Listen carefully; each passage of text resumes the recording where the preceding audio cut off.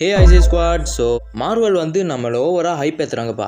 So நான் ஏன் அப்படி சொல்கிறேன்னா, ஜூலை 26 அன்னைக்கு டெட்பூல் அண்ட் வுல்வரின் படம் ரிலீஸ் ஆச்சு. ஸோ அதுக்கு அடுத்த நாளே, அதாவது ஜூலை 27 வந்து மார்வல் வந்து காமிக் கான் ஈவெண்ட்டை நடத்துனாங்க. ஸோ அதில் வந்து மார்வல் ஒன்று பண்ணானுங்க பாருங்க.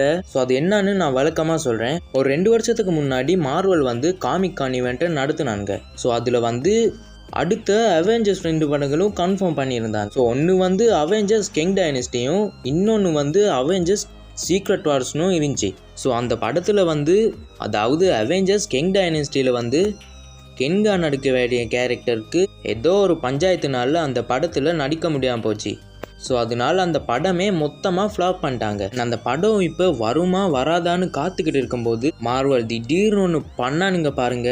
மார்வல் வந்து அந்த கேன் டைனஸ்டிங்கிறது தூக்கிட்டு த டூம்ஸ்டேன்னு வச்சுட்டாங்க. அதாவது நெக்ஸ்ட் அவெஞ்சர்ஸ் படமாக அவெஞ்சர்ஸ் த டூம்ஸ்டேன்னு வரப்போகுது. அண்ட் சீக்ரெட் வார் அதே தான். அண்ட் சீக்ரெட் வாராகவே வரப்போகுது. அந்த ஃபாண்ட் ஸ்டைல் அந்த இன்ஃபினிட்டி மாதிரி அந்த அதே கலரில் அனுப்பிச்சிருக்காங்க. ஸோ இந்த இடத்துல வந்து நம்ம ரூசோ பிரதர்ஸ் வந்து பேசிக்கிட்டு இருக்காங்க. ஸோ பேசிக்கிட்டு இருந்த உடனே ஒரு 4-5 டூம் மாதிரி வேஷம் போட்டுக்கிட்டு இருக்கிற ஆளுங்க முன்னாடி வராங்க.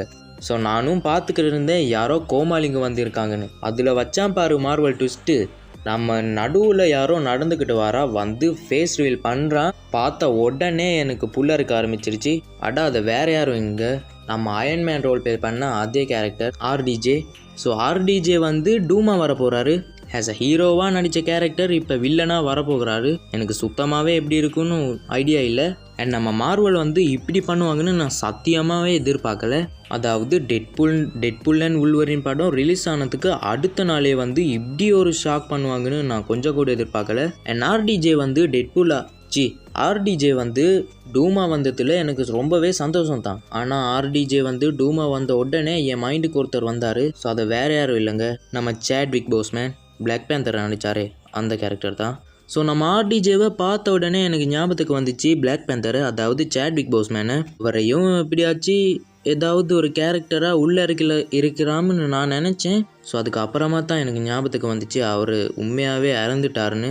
ஸோ அவர் இறந்து கிட்டத்தட்ட 4 வருஷம் கிட்டே இருக்குது. அண்ட் நம்ம நிறைய பேர் வந்து அவரை மொத்தமாகவே மறந்துட்டோம். அதாவது அவர் இறந்துட்டாருங்கிறதே மறந்துட்டோம். ஏன்னா அந்த கேரக்டர் வந்து நம்ம கூட எவ்வளோ கனெக்ட் ஆகியிருக்காங்கன்னு அதுலேயே தெரியுது. பட் அவெஞ்சர்ஸ் சீக்ரெட் வார பெருசாக எந்த சேஞ்சுமே பண்ணியிருக்கல. கிட்டத்தட்ட அந்த 2 படமே வரத்துக்கு இன்னும் 2-3 வருஷம் கிட்ட இருக்குது. அண்ட் நம்ம ஆர்டிஜே வந்து டூம் டேயில் வில்லனாகவும் நடிக்கிறாரு. ஸோ எப்படி இருக்குதுன்னு வெயிட் பண்ணி பார்ப்போம். அண்ட் நம்ம சாட்விக் போஸ்மேன் இல்லாட்டியும் ஒக்காண்டா ஃபாரெவர் தான். அண்ட் இதோடு வந்து இந்த வீடியோ முடிச்சுக்கிறேன் நண்பா. இது உங்கள் அழியாத கருத்து.